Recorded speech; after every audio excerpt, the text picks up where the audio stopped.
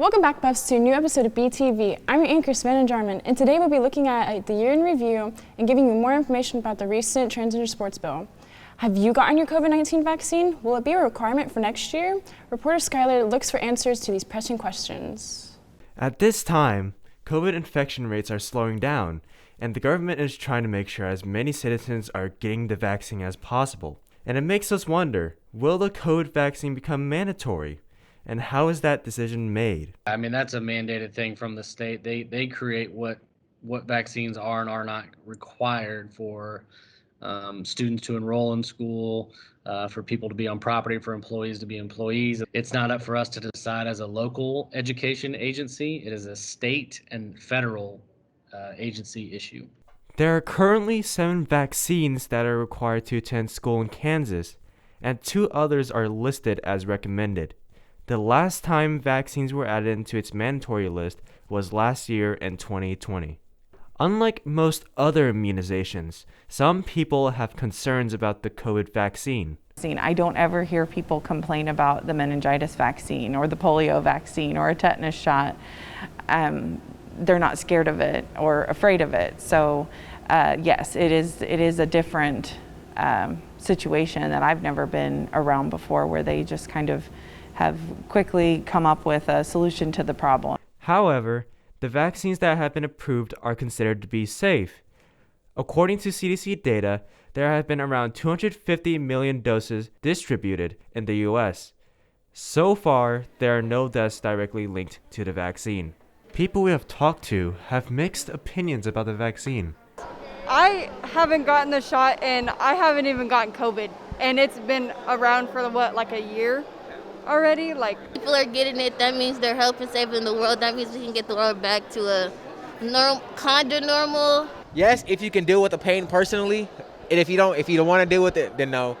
But it's good to be safe and sorry, As of right now, the Pfizer shot is available for those who are 16 and older, while the Moderna and Johnson & Johnson are only available for those 18 and up. For BTV, I am Skylar Kevalai. Are you Team Pfizer or Team Moderna? Thanks, Skylar. When COVID first started impacting the United States, no one knew how destructive it would be. So everything shut down, including schools. Here's reporter Elijah with a recap of this past year. It all started with the shocking news that the governor ordered K-12 schools to close for the rest of the school year due to COVID, causing our spring break to be extended. First, I was excited because I was like, oh boy, extra spring break.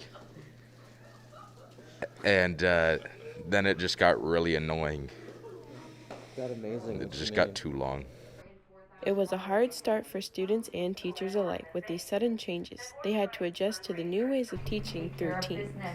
I didn't know anything about it, and so had to learn as it went on, just like everybody. And so the best description I've had is a bunch of older teachers like me said, well, this is what it feels like to be a first-year teacher. So in some ways it felt like that, not with content, but with how to put on a class. Although the teachers were trying their best, many students were being affected by the isolation of remote learning and having a difficult time adjusting to their new environment. Semester I was failing, and I was like, I was not prepared. I need to go back to school. I really need to just go back in person. As the Board of Education thought it was best to set up a hybrid system for students wanting to come back, many students and teachers were excited to get back to in-person schooling.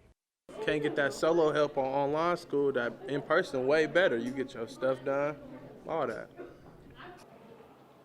Students are back in the building, but the year will be far from normal. With all the changes that happened at Southeast, some students felt indifferent about how the school handled the situation.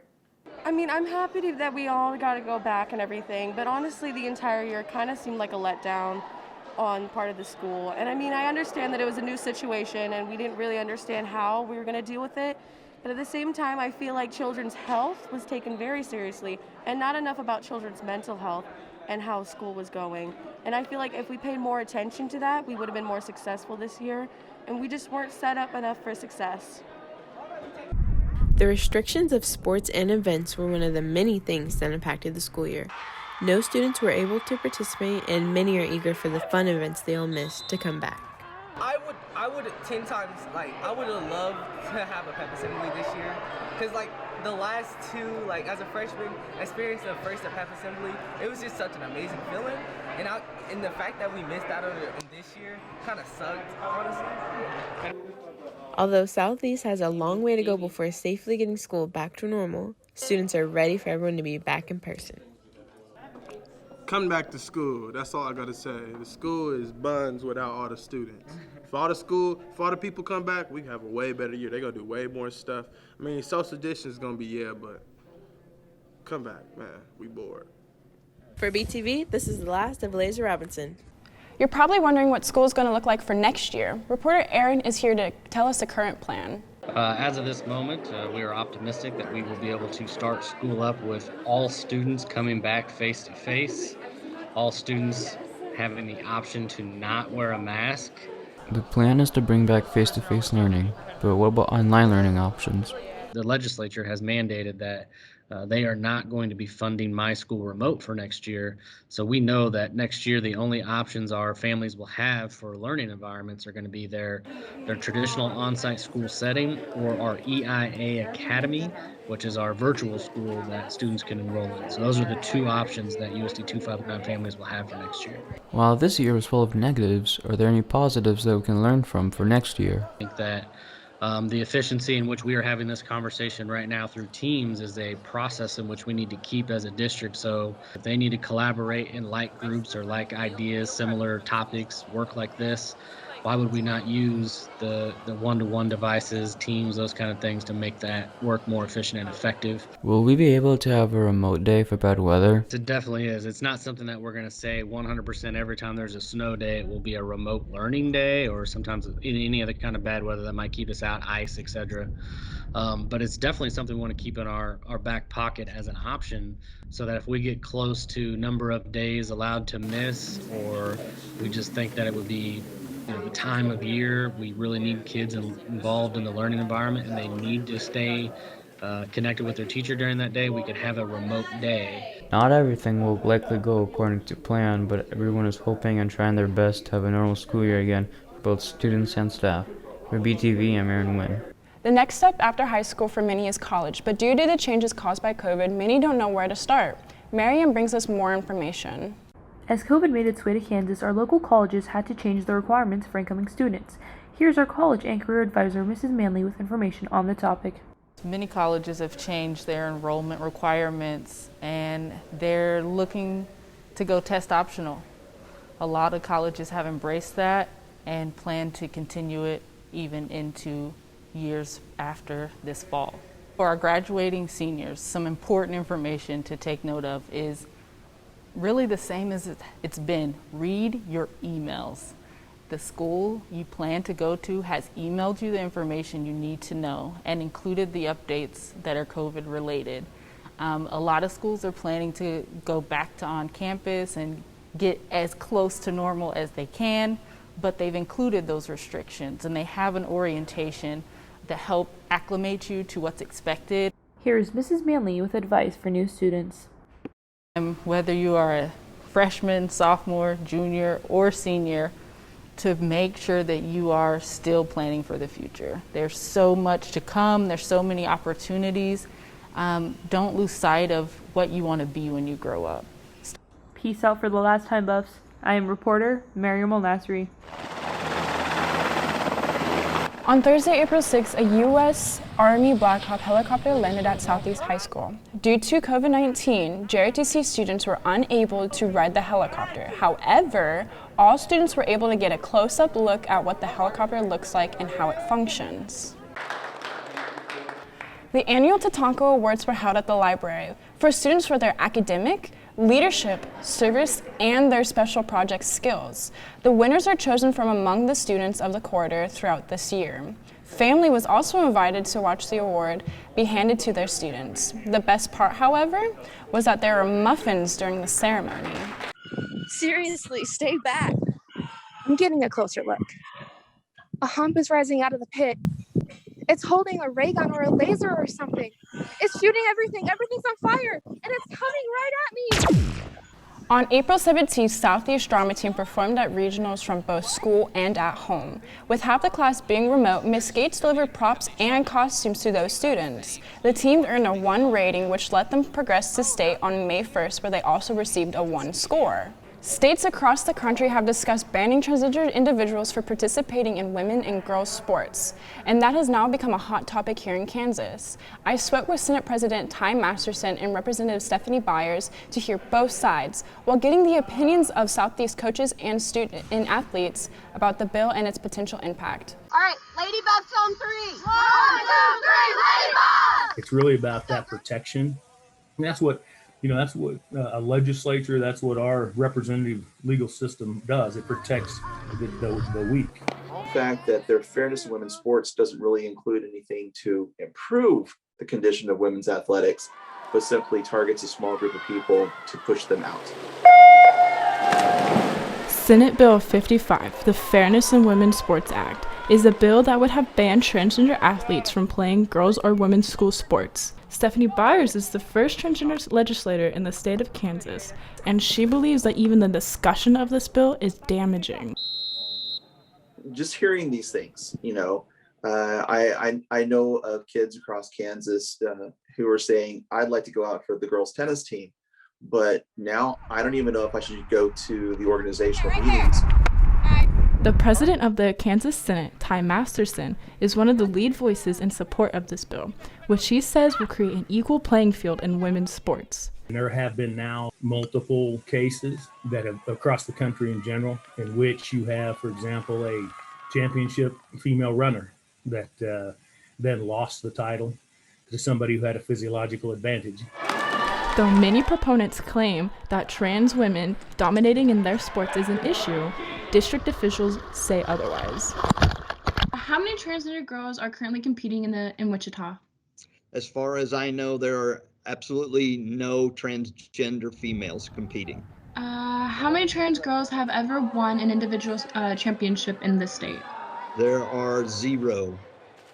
And how many trans girls have ever won as a part of a team in the state?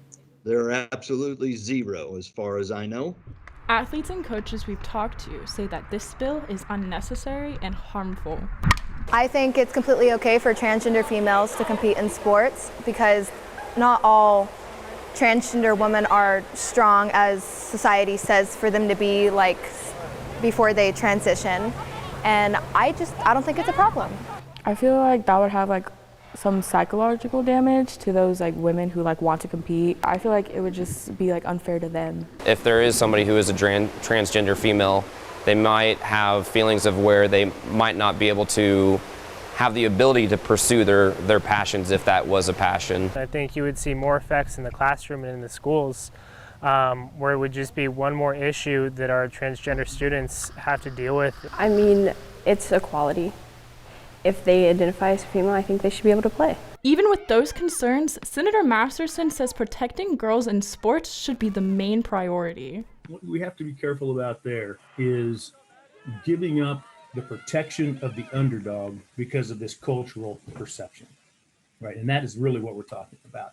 But Byers and others against the bill see this as the next chapter in the history of discrimination against the LGBTQ+ community. I think what we're seeing happen is that our culture has grown to be more accepting of individuals. So now that social attack, that cultural war has shifted from the gay and lesbian community over to the trans community.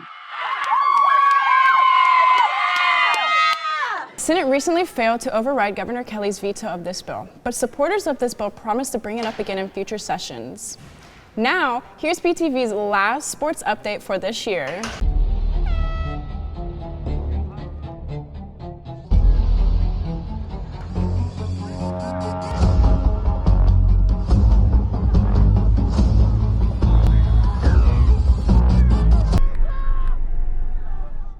Hello Buffaloes, I am Catherine Rafaro, your sports anchor. This year has been hard and challenging, not just for our regular students, but for our athletic students as well. It's been hard for our teams, but they've gone through it. Let's get started with baseball. Baseball recently just had their senior night. These are the seniors that participated: Matthew McKillop, Victor Rangel, Jacoby Livingston, Cade Little, and Gabriel Flores.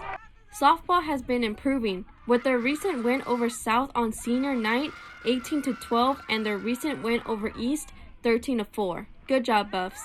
In their most recent games, the girls soccer team beat Great Bend and Nickerson High School. They are working very hard to improve their passes and working on maintaining the ball. The track team recently participated in the Salina Central Invitational. The boys team got first place on the 4x800 final meter relay, and the girls team got first place on the 4x100 meter relay. The team is hoping to qualify some athletes for the state meet later this month. The girls swimming team have recently beat West, South, North, and Bishop Carroll. The girls team have been working very hard and have been improving on dropping their times. They look forward to hopefully getting more girls to participate on their team next year. The tennis team just finished their regional tournament last weekend. Tim Wynn qualified for state, and he is our first Buffalo who has accomplished this over a decade. The team in overall got 4th place in the tournament. Southeast just hosted their very first archery tournament. In the City League, the team took 1st place overall, and Deanna Broyles got 1st place overall, and Achilles Young took 2nd. The team hopes to have their team expand and improve next year. We've already told you all about esports this year, but did you know they have their own stadium? Reporter Min Win takes us inside. You can see behind me we have a giant esports arena with over 70 PCs, LED lights. We're going to have laser light shows to introduce the players. It's getting blown up in such a big way. Esports has become a big deal within USD 259. The district has funded a stadium for local schools to compete. So the idea of this stadium is to bring everybody in the district together, just like you would have a GWAL matchup between football teams or any other traditional sport. The district is hoping to shape esports into the traditional sport format, with local schools competing. This is going to facilitate. As more people understand that esports is just a coming thing, they're going to, this is going to draw their attention and give them a place to experience esports for the very first time. Many high schools in the district have started to form their own teams to compete with other local schools. So the stadium is open to teams right now who don't have a place to practice or need a bigger facility. Not only will we have the arena open to spectators, that's fans from the school, the general public, parents, other teams around the area, other people interested in esports in general. The district is hoping to have the stadium be open to more people by next year once COVID restrictions are more lifted. For BTV, I'm Min Nguyen. There are numerous people that have signed scholarships for sports. These athletics will be posted up on the screen. This is a huge opportunity for these students, and this is a big accomplishment. All of these students have worked very hard and are happy for this opportunity they get to have to continue in their sport. We are very proud to have these Buffaloes take a next big step into life. That's all for this episode, Buffs. It's been a great year being your sports anchor. We are very proud of our sports team for getting through this harsh year. Good job and good luck for next year. Thank you, Catherine. Class of 2021 was able to establish a new tradition here at Southeast. This year, seniors were able to create and vote on a new Southeast flag. This flag will represent Southeast forever, flying out front of the school as soon as it's ready. The winning flag was designed by senior Naomi Hernandez. Though it took to the end of the year, Southeast finally had our first musical performance. Now we'll sign off with the sights and sounds of Southeast Orchestra, Band, and Vocal Music programs. Bye!